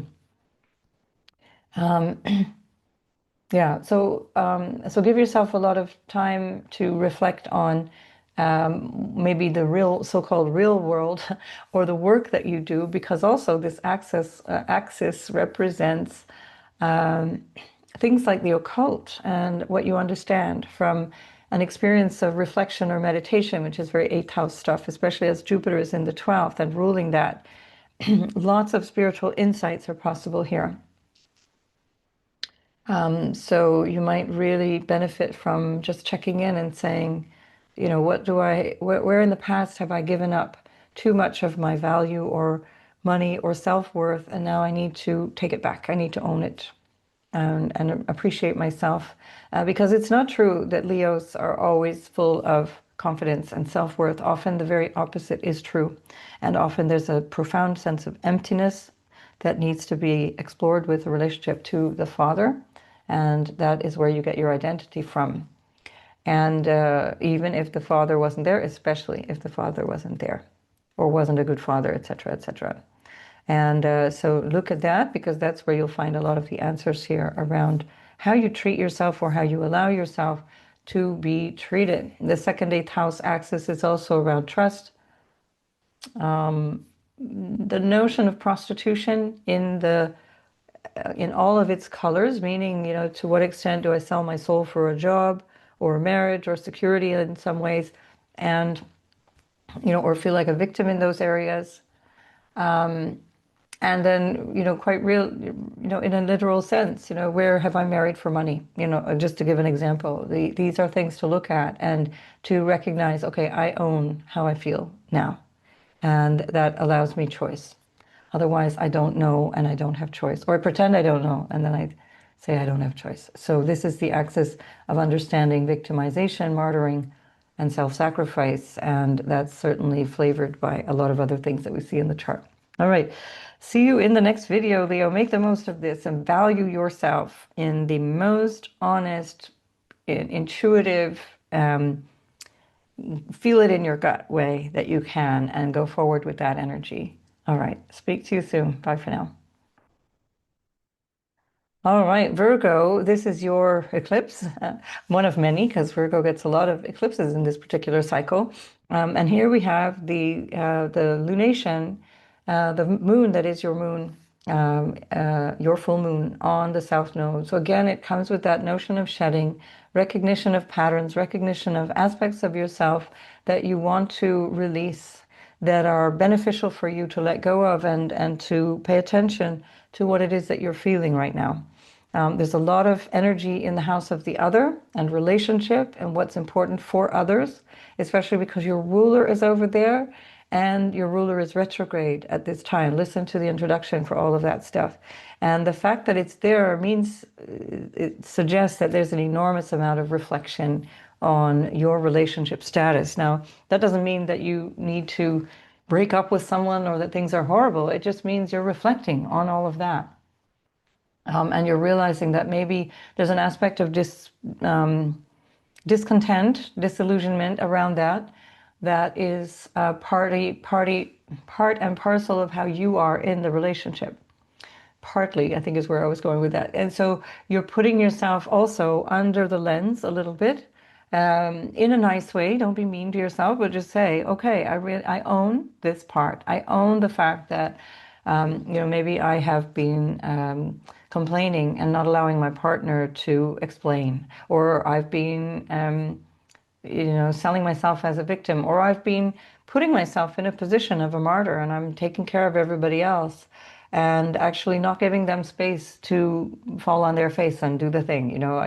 This is the thing about Virgo with Pisces on the seventh house. There's a tendency to go in there and try and fix people and want to be the savior and want to reach into that aspect of perfecting the partner, for example. And if that has been a pattern, you'll recognize it and you'll want to just own it. And it doesn't mean that you have to, it's not to fall on the bed and moan about it, just like, oh, wow, okay, I see what's going on here. And I realize that that's partly why I'm unhappy and why my partner isn't as involved or as responsive or as, participating. Because if you're going in there and filling in the gap, and doing everything for them, not allowing them to make mistakes or not allowing them to try, then eventually you're going to chase them out the door because they will stop showing up and then you'll complain that they're not showing up. So I'm just saying, based on many people that I know with a Virgo rising, including hundreds of clients that tell me these kinds of stories, this is a huge theme, and especially when we're being asked to look at that from the point of view of the nodal axis and a lunar eclipse, total lunar eclipse in your sign. Because it's in your first house and you've got all that stuff going on in the other angular house, the seventh house. The angular houses are the pillars of your chart, the first, the fourth, the seventh, the 10th. Everything in your life is affected by this. So you want to really understand yourself, your mood, your feelings about things. How, is my body telling me yes and I'm resisting? Or is my body telling me no and I'm persisting, or whatever? Take it seriously, because you're setting yourself up in a way that is actually creating a way of being in your life, a way of participating in your life. And the Mercury retrograde, that is your ruler now, currently retrograde and in detriment, it also is the ruler of your career house. So look at that. Is it about social status, meaning marriage, or the way people see me and the reputation that I have? Or is it about my career ambitions? Is it about parenting? Am I becoming a parent? Is this about something that I'm recognizing I don't want? I don't want to be a parent, for example, or I don't want to be married at all, or I don't want to be married to this person, or I do want to be married and let's put a ring on it, this kind of thing. All of that is part of this eclipse to be explored. And it's not only this eclipse, this is a part of this moment in time, because especially since we have these major stelliums, which means so many planets all clustered together, and we've had that really since the beginning of 2026, there's been a lot of consideration around similar themes again and again and again. So much of what I'm saying to you, if you've been following me for a while, is not new. It's just I'm focusing in on the eclipse aspect of that. Yeah, so that's that. And also the Mars, which was in your sixth house, squaring Uranus, so sixth house meaning work and your everyday and responsibilities and your health and all that stuff, was squaring Uranus in the house of your sense of higher purpose and what you have faith in, what you believe in, what you really feel motivated by, what you really want to sink your teeth into. That was a challenge. So it might have been that circumstances around work, or your health, or everyday, or that might be connected, work and health posing problems for you. All of this stuff is potentially changing your sense of, what am I doing with my everyday life? What am I here for? And especially as Jupiter ruling the seventh house where the Sun and North Node are, and where Mercury retrograde is in your 11th house, and really strongly, focusing in on a higher vision for your life with Sirius there. Basically now till the end of March, even into April, this is this big attraction here. And there's going to be a lot of focus on, what do I do with my talents and skills and everyday experience of this life? Think big, think in terms of owning yourself, owning past mistakes, rectifying them, apologizing if necessary, owning past joys as well and successes, and puffing them up, because when Uranus goes into your 10th, that's also going to bring you opportunities for change. And so really let yourself seep in this moment of feeling and intuiting your way forward, because you're preparing for something that is going to be taking you long term in a very personally different place, especially you, Virgo, right now. So, all right, make the most of that. And I will see you again and again about this as the weeks unfold through March. Bye, Virgo. So Libra, this is happening in your 12th house. It's a wonderfully spiritual part of your chart. It's a place that's quite intimate, both to you and with others. It's a place where you understand aspects of your perhaps ancestral past or how things have affected you in ways that you were born into and what brought you here. And it also represents foreigners and foreign lands and places that are far, far away, places and people and things that are not visible to you in the state that you're in. You can either only see things with your eyes closed, or it's where things are just too far away to be seen. That's the 12th house.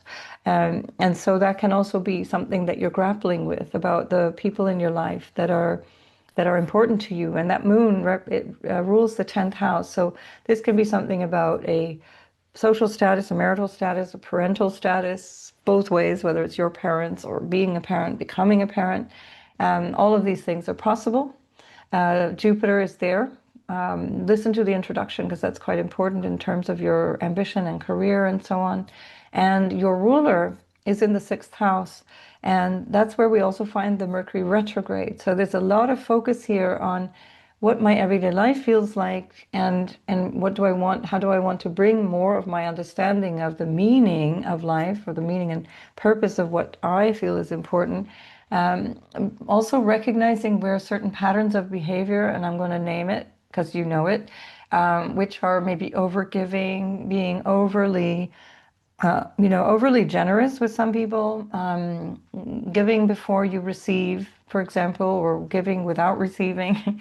All of these patterns are also something that you will discover if you reflect deeply from an unconscious place or a subconscious place, where we find the moon in the 12th, where it is also known as the house of our self-undoing, the self-sabotage that we can fall into, a trap that we can fall into.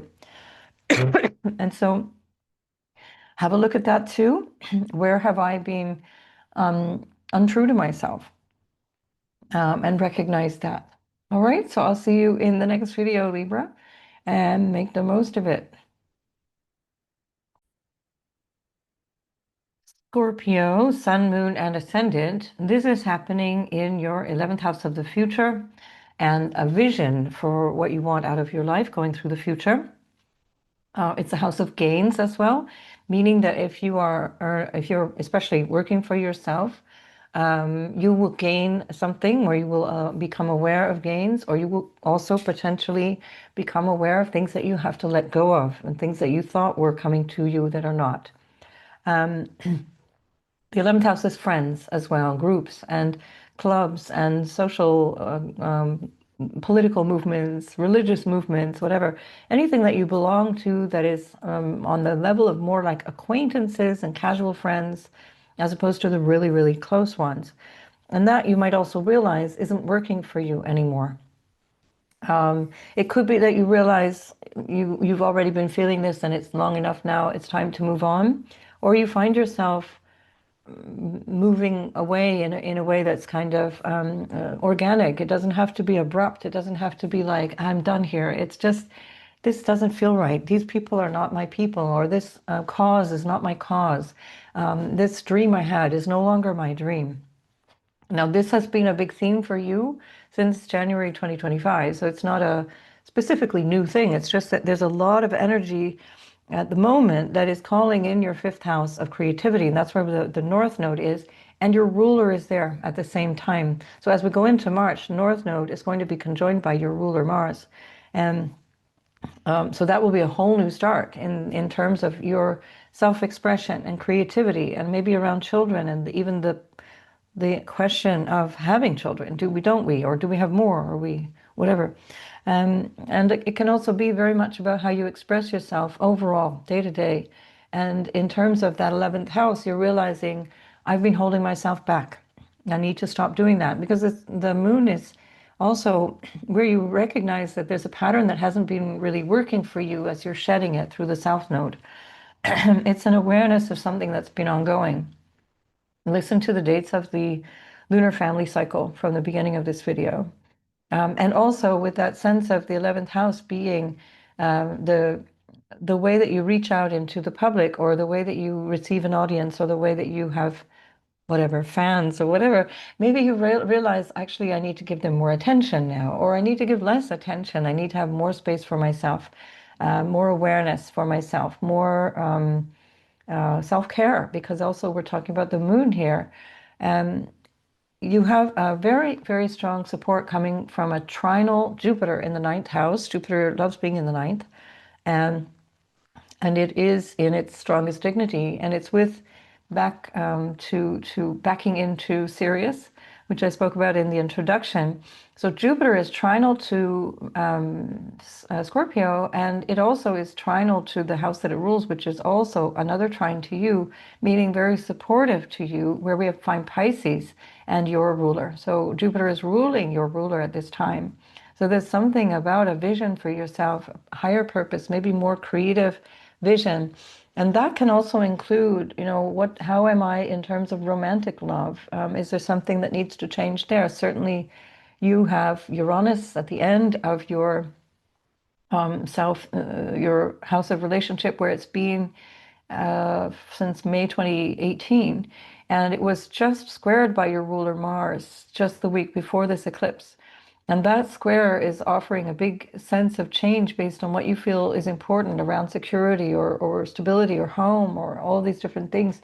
And maybe that's impacting on your partnerships, your relationships in general, your romantic partner.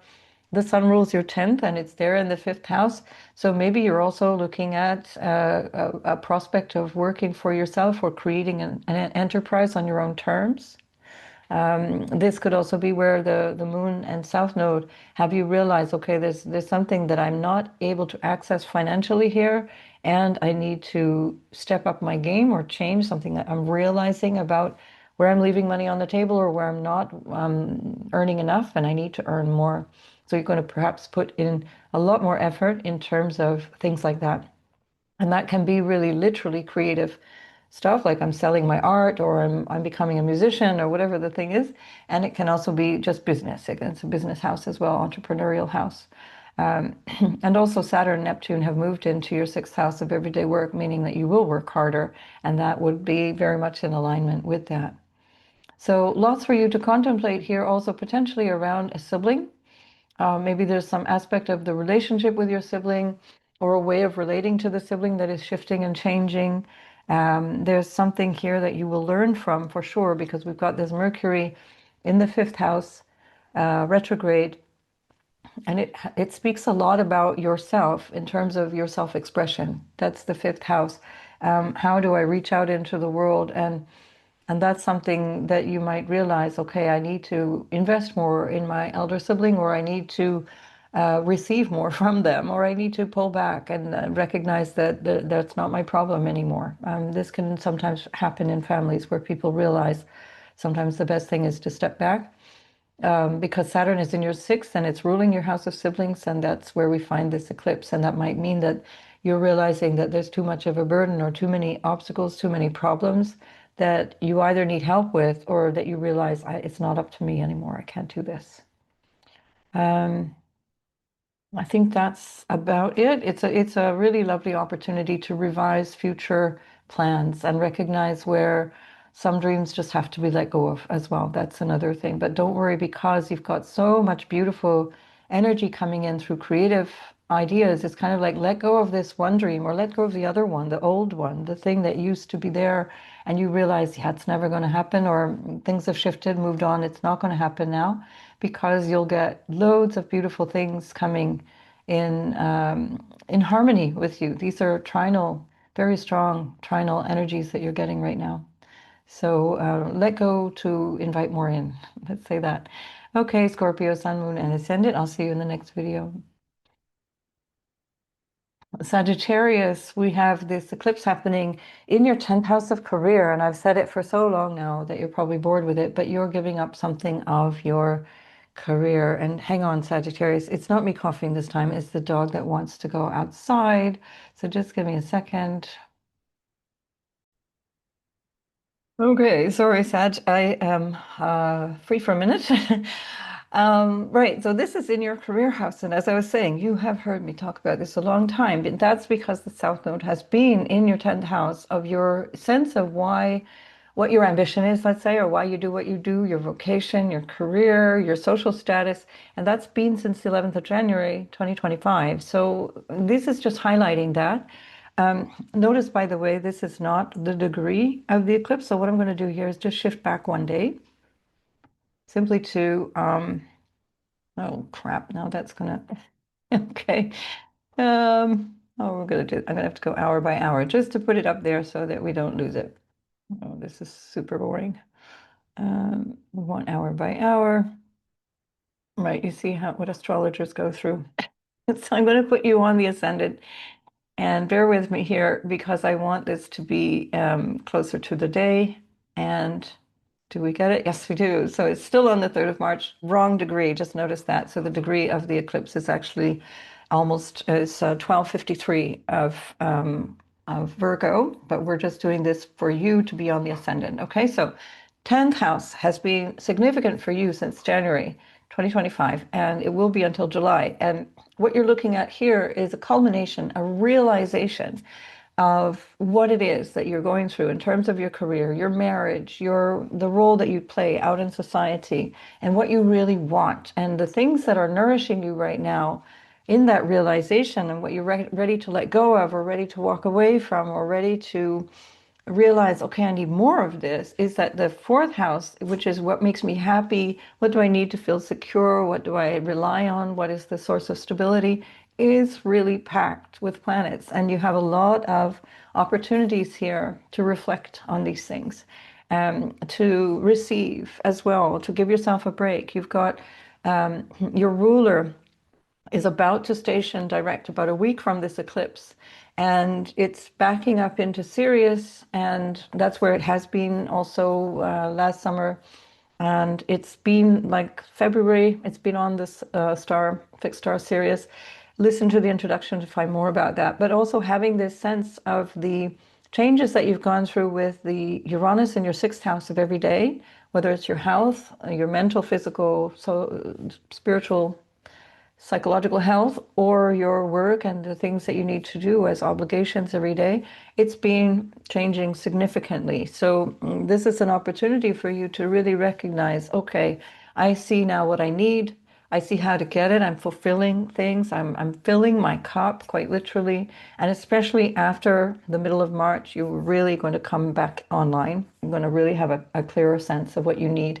So don't be shy about walking away from something that is dysfunctional, that's clearly not working for you. Ask what you need, because it might not be that you have to walk away from a marriage or a job or whatever. It might be more that you're recognizing that you need to speak up and ask for more. That's Pluto in the 3rd that will help you with that. Being more forthright, being more clear, being more honest with yourself and others. And that's that Pluto in the 3rd as well, which will be there for ages to come. So for another 17 or 18 years. And especially because you've got this, team helping you, especially or at least let's say in addition, the Mercury retrograde, listen again to the introduction, where you're in the 4th house, where you're really reflecting on your emotions and on your early childhood care, right? Maybe the lineage you come from, your family, or the family that you have, and really asking, am I okay? Is that working? Has that been working? What's missing? What do I need? And as I said in the introduction, even am I okay after having had Saturn and Neptune go through there for so long? Because that's a difficult house to have Saturn and Neptune coming through. So it's been a ride for Sagittarius, Sun, Moon, and Ascendant, and that's since 2011 for Neptune, and since March 2023 for the Saturn, and now you're moving out of that phase. So you really want to take this moment and step back and say, what's no longer, showing up for me here? What is the thing that I want to walk away from? What am I ready to release? And what is good for my health to release? I think this is another question as well. Mercury rules your 10th house of career, but it also rules your relationship house. How do I need to be different in relationship to get what I want? To feel safe and secure, to feel fulfilled. And then Uranus traipses in the end of April, 26th of April, and that will also rock the house down. So you're going to have opportunities a go-go basically this spring to really hone in on these specific questions right through till July, especially for these bigger questions of, because these are what we call angular houses, 1, 4, 7, and 10. They're houses that are the backbone of our lives. So this is significant. You're sensing, what is my overall ambition in this lifetime? What are my achievements? Have I achieved what I wanted, or do I need to do more or do less? Because that can also be it. Have I done enough? Is it time to hang up my hat or whatever, my coat and my stethoscope or whatever it is? Um, so all of those questions might be coming through right now, and that would be the opportunity to use this Mercury retrograde cycle to find those answers. Don't expect the answer to come at the eclipse necessarily, although it can do, but it's coming because of the eclipse. So listen also to the lunar families and the dates that come through that as we go through, go ahead in time. Okay, Sag, make the most of this. Treat yourself well. You've got a lot going for you, supporting you in the fourth house, and ask for the support that you need, and make the most of this transition into something else that's coming through for sure in your house of what you do outside the front door. Okay, take care. Capricorn, Sun, Moon, and Ascendant. This is happening in your ninth house, which is lovely. It's trinal to you, meaning that you really not only get the benefit of the clarity that comes from the supportive energy of a trine, but also the recognition of something that becomes very, very obvious to you in terms of life purpose, or in terms of a sense of what you have faith in, what you believe in, what you invest in, and what you really want to continue to do around all of that. At the same time, your ruler now is in the fourth house, so this is going to tie in for a long time to come to everything that feels like it's offering security, what makes you feel stable, what makes you feel grounded, what has you questioning your psychological foundation in life, your family, your lineage, etc., and also your state now. How am I doing? How am I feeling right now? And certainly Mercury in your third is asking similar questions. So Mercury, the third house is very full. That's the opposite house from where this lunation is for you in the ninth. The third house is a sextile for you, so that's not too bad either, because it's supportive and it's in a different way. It requires action on your part, and your exaltation ruler is here now, so that's also helpful in terms of using your willpower, using your action. But it's ruled by Jupiter, which is in the house of relationship. All of these placements, whether it's the Mercury retrograde, having you contemplate things, having you reflect on things, or the Mars asking you to take action, or the Venus asking you to find more harmony, perhaps in your connections with siblings or extended family or neighbors or whatever your way of communicating. But that Jupiter overall is really, really supportive, because it's in the seventh house, which is opposite you, and it's in strong dignity, and it's going to bring you good favor from people in your life, whether it's your marriage partner, business partner, clients even, people who you team up with. And that's that Jupiter that rules your third house. It rules your 12th as well, faraway lands, ancestors, people at a distance, intimacy, this kind of thing. So you have a lot going for you here, that is informed by this third house of preference and choice and willpower, and also skills. How I use my skills is third house. The talents and gifts that I bring to the table that's the third house. And here you have the recognition of what you want out of life. It's a bigger question than like, what do I want to do now? Third house is more like, what do I want to do now? But the what I want to do now is feeding into the sense of, what is this life all about? Is this really it? Is this what I struggle with all the time? And this is the realization that will serve you for a long time to come, because Uranus is coming into your sixth house by the end of April, and it's going to change your everyday life, your jobs, your sense of, should I be working here or quitting? Should I be starting my own business, or should I retire? All those different things are in that shift from the fifth to the sixth house. Lots more than that, and of course I will be addressing that question, but for now I'm just saying it's feeding in to this bigger moment in time, which is this eclipse, which is saying that I used to believe I was doing this for a purpose, and I don't believe in the idea anymore. Those are not my ideals. That's not my political belief. That's not my faith any longer. That's not what I have faith in. This can be something to do with legal issues as well. Mercury rules both the sixth house and the ninth house, which both center on legal issues. So there may be something that you need to do around legal issues here. With the Mercury retrograde, you need to maybe resolve certain things. I'd be aware of signing contracts or dealing with things on a direct level at this particular moment. If you can wait until after the 20th or even after the 5th of April. It doesn't have to be that way. Sometimes that things can work out well, but often things get more confused and things are not really so clear if contracts are signed in this relatively unsure kind of energy. All right, so I will see you in the next video. So Capricorn, Sun, Moon, and Ascendant, make the most of this opportunity to question what your life and meaning of life is all about for you, because this is really where you'll benefit from putting in more energy. Okay, see you in the next video. All right, so Aquarius, Sun, Moon, and Ascendant. This is happening in your eighth house, and that's the house of what you share with others. That can be intimacy, it can be values, it can be money, it can be, who does the dishes, this kind of thing. How you integrate your life intimately with other people. That's also, that again, it's intimacy through relationship, which is the seventh house. It's what you receive from relationship, and that can also be financial stuff.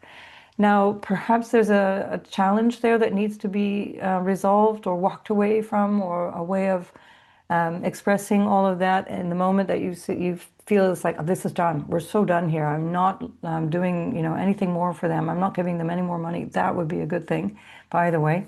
You definitely, around this time, definitely don't want to either borrow or lend if you can avoid it. And certainly with the realization coming through the eighth house, you're also aware more of the way that people impact you in a general sense. You might be recognizing how different your values are from other people's values. You've now got your ruler Saturn in your third house.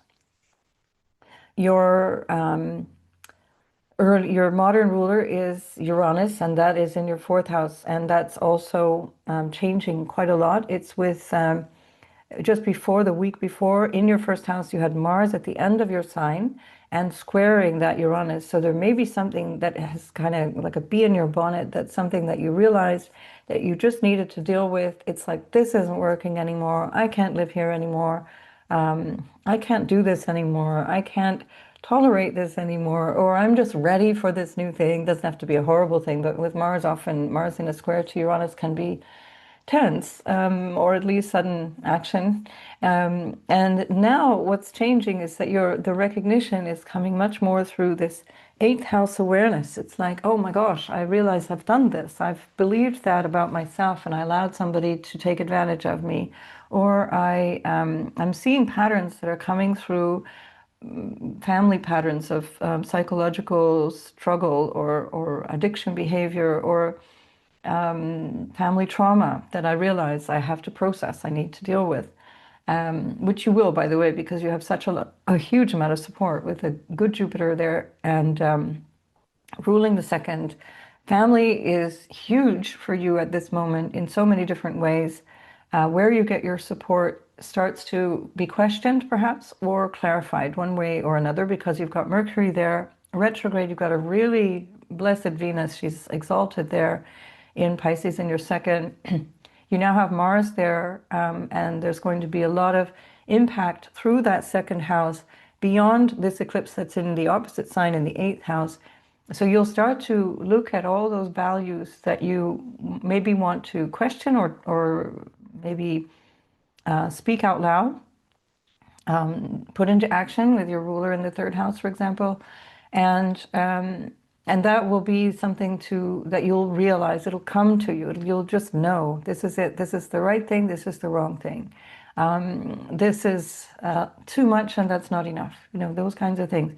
The Mercury ruled Virgo, when Mercury is retrograde, requires a certain amount of reflection that is about how you have been. So it's about not as much about how others have been, although that will certainly be part of it, but recognize your responsibility in whatever the situation is.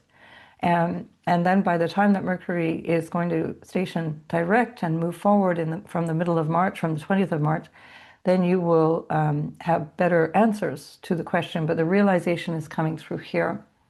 The eighth house is also the occult. It's everything to do with astrology and tarot and runes and all these things, casting bones or whatever.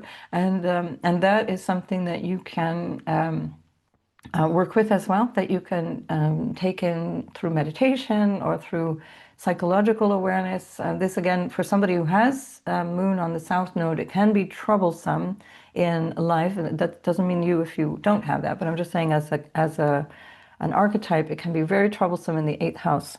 Moon in general in the eighth house, on the south node even more so, but that can also be where, almost because of the trouble, especially because it often centers on the mother or on early childhood care, emotional, whatever, emotional care, there can be this sense that there's a higher perception, a higher intuition, a higher psychic awareness, and this can be something that's waking up for you right now. That you're waking up to a psychic or a more subtle awareness of life, of how to navigate life. So this can also be the case. So even if there's something that feels difficult right now, challenged or a struggle, or you feel like you're never quite getting where you want to be, this is an opportunity to realize, oh wait, if I listen, if I really utilize that the inner voice, the inner intuition, or maybe even recognize I do have this skill, this capacity to intuit things, to gather information from other sources, this is the place to put your values and to put your attention. And from this point on, you can realize how to work with that. Because the second house is also the house of your income. Eighth house is what you receive from others. So it makes you aware, more intuitive, in a way that can actually bring in income for you with Mercury there in the second.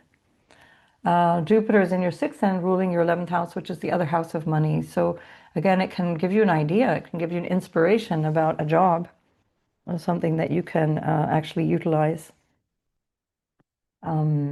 I think that's it for you. I mean, there's a lot to talk about, but I'm going to have to come back again and talk about more. So this eclipse is something that is also potentially going to give you a realization around your intimacy, your intimate partner, by the way, or even your work partnerships and things. And you might have realization.